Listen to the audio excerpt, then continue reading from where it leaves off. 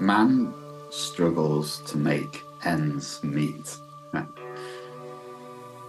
This is a common expression that we often use.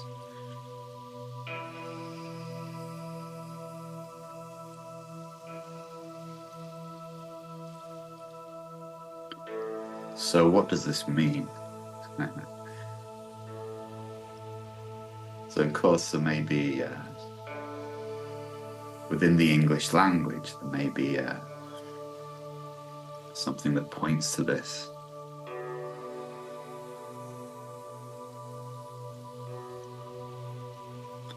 But from a spiritual perspective, it means heaven and earth.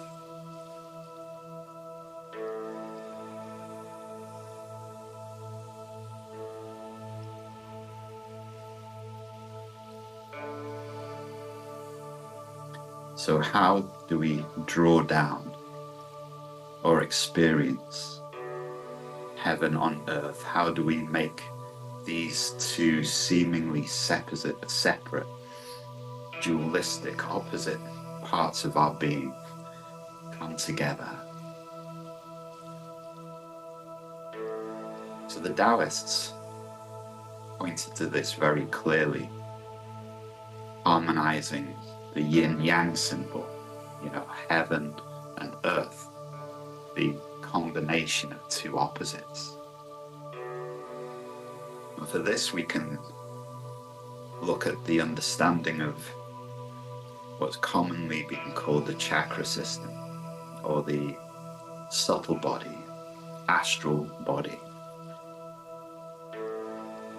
And it's said by many mystics that this dimension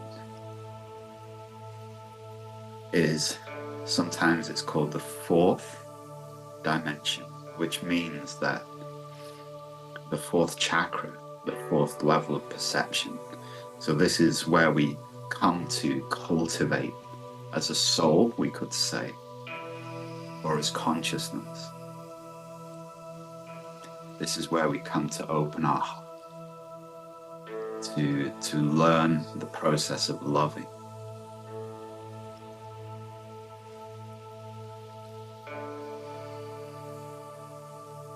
And so this is no alien concept. I'm not saying anything new. In fact, people like Gandhi would say it,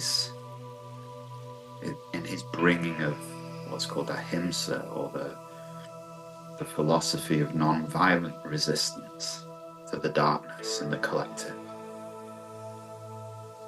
He said, I've got nothing new to teach. What I'm teaching is, these words are important now. He said, what I'm teaching is older than the mountains. Look at the depth of that teaching. It means it predates existence itself.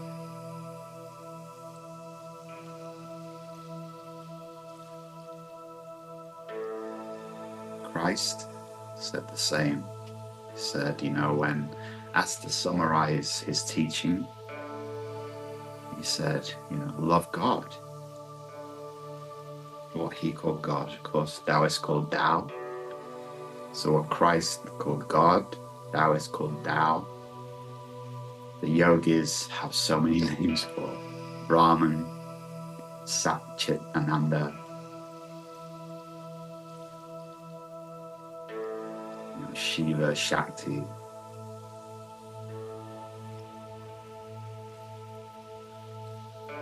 So all pointing to this great mystery.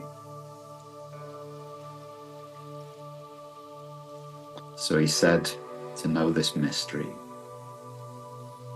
he said, love it. He said, love it, love those people around you, and love yourself. And he said, in this process, not only you get to know the mystery, but he went on to say that all the laws of the prophets, this means for all time, past and future, in our conception of space and time.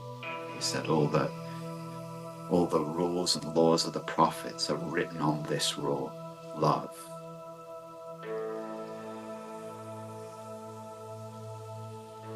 And now if you can just for a moment get out of your mind and just for a moment get into your heart, you'll feel the truth in this.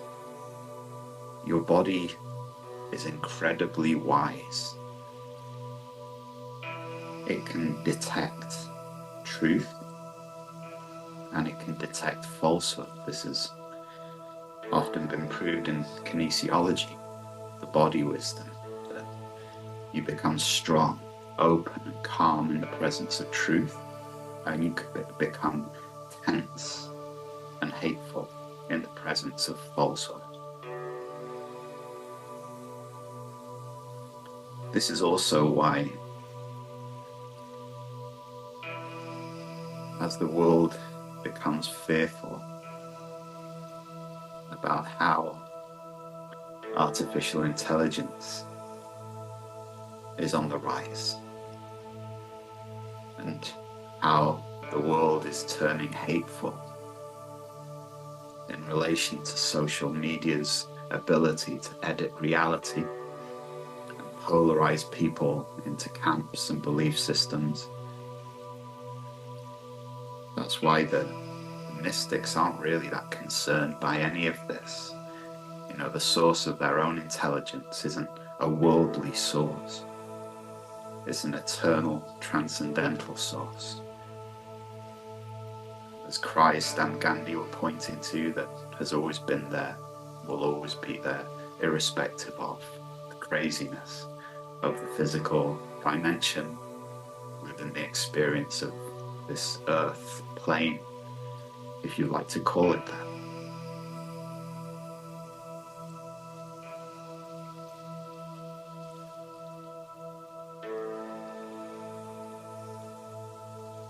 So how do we live in a guidance that transcends,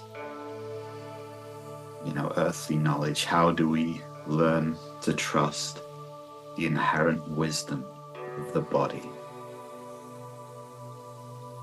Even when the media, the government, and those around us scream and call us names for having a belief system that's more aligned with love and peace.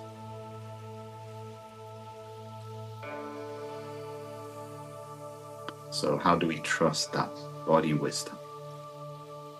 Well, the first stage is learn to listen. You can't learn a lesson if you're not in the classroom. And this world is designed to draw you out of the classroom of your body and into your mind. The education system, which of course has some value and merit to it, doesn't teach you how to listen to your inherent wisdom, your intuition, your body. It teaches you how to deify the thinking of other people, many of which you've never met. So it deifies the intellect instead of the soul.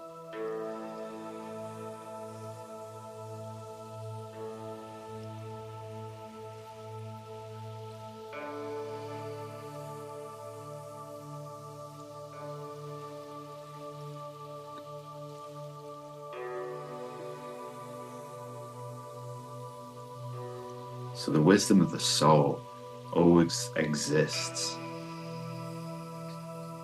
in the now, the eternal now. And so that's where we start.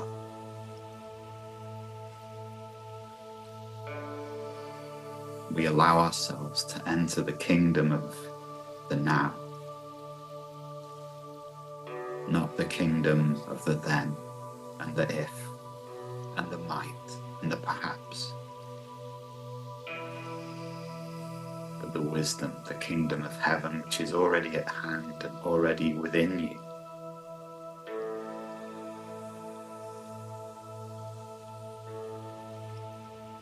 course, when you experience that which is within you, you also experience that which is all around you also. As it's not like you're disconnected, like you're just this sovereign unit of consciousness. If you go deep enough within yourself, you'll notice that the separation between you and the unified field of conscious that flows through trees, gives life to the birds, flows through the clouds and the stars. You feel inherently not disconnected to that.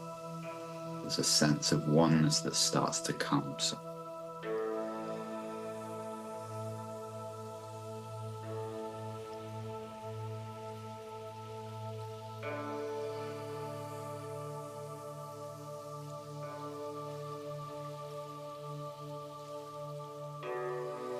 So how to make ends meet?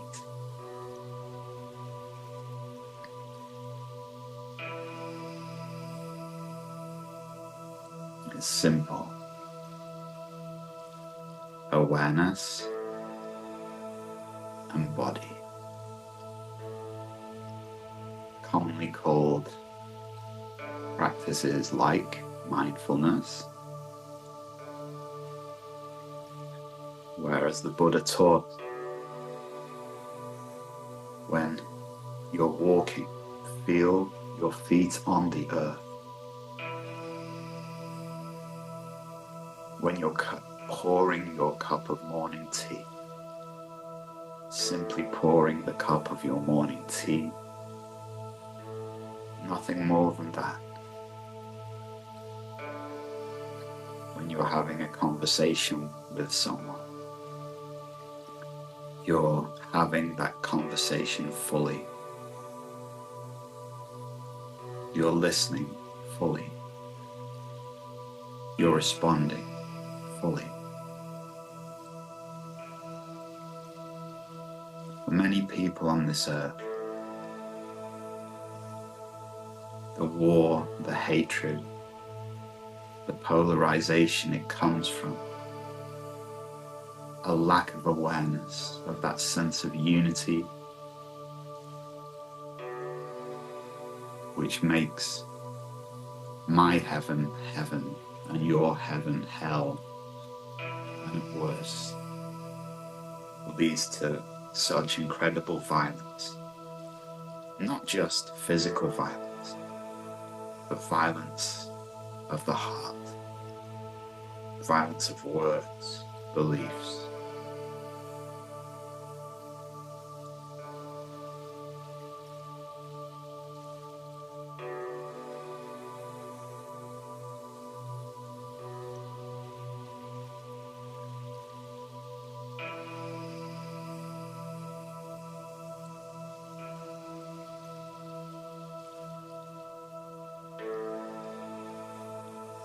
So in the Vedantic tradition, they have the Sanskrit language. The Sanskrit language, which they believe may have started in the area of the world now called Iran. Of course, this was before religion, and then spread possibly to the whole world, but certainly into India, where it's still used predominantly as a mystical language. And within that language, they have the word yoga. It means to yoke or to unite or bring together. And it's believed by people like Gandhi, where he described truth, which he also said that truth and God are one and the same.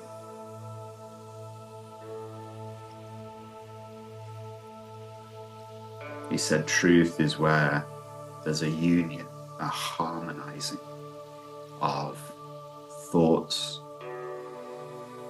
words and deeds. This is a powerful statement, because for many people, they think their mind is over there, their words are over there, their actions are somewhere else. So many people are fragmented.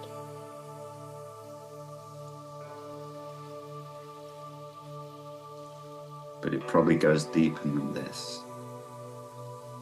Their soul, their inherent nature, their Buddha nature, is right here. Their mind is over there, their body is somewhere else.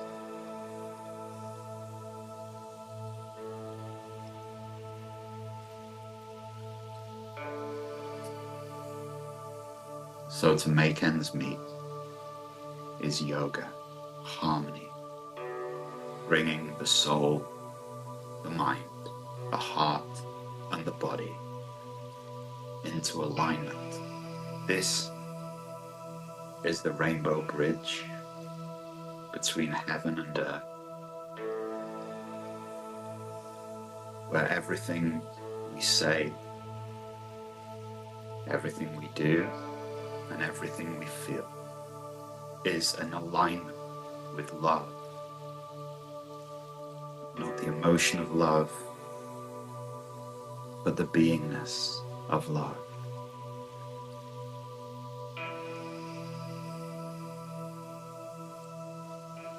And God is that love.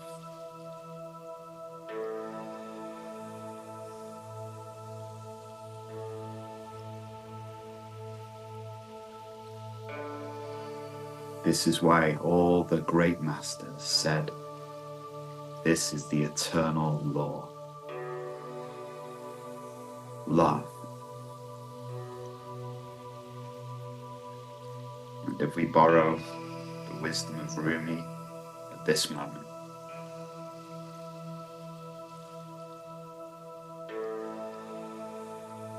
we're here to heal the barriers that we are holding against that. Those barriers, very simple. Fear of love.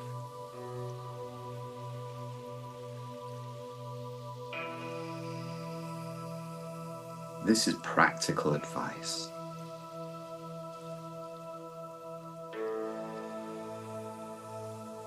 Not just transcendental.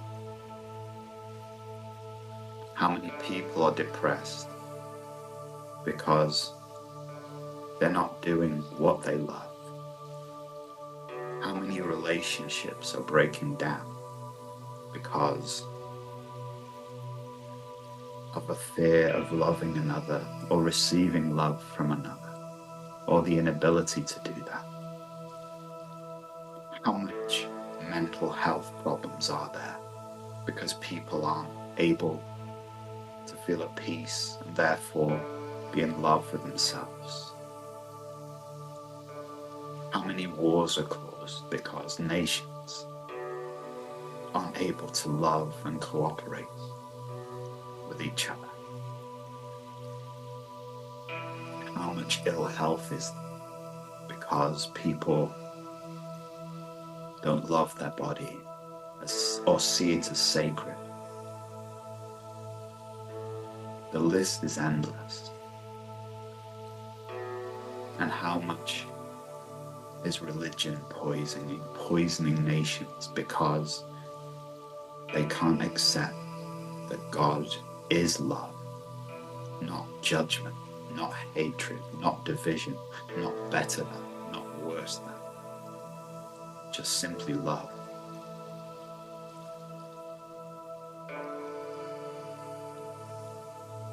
The world is drowning in knowledge, drowning in unconscious intellectualism.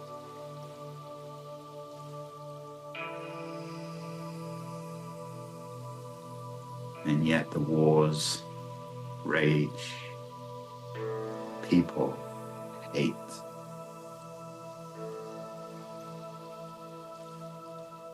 all that was needed was love.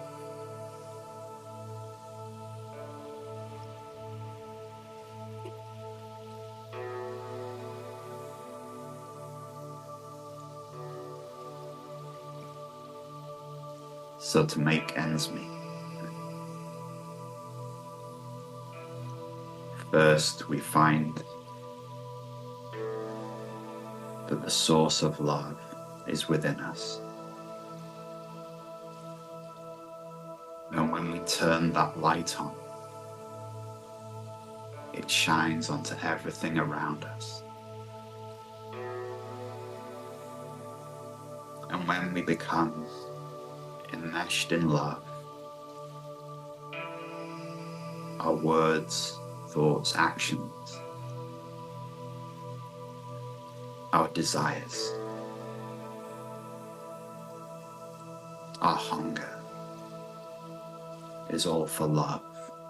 And so we slowly start to change the ocean of humanity simply through our own existence in love.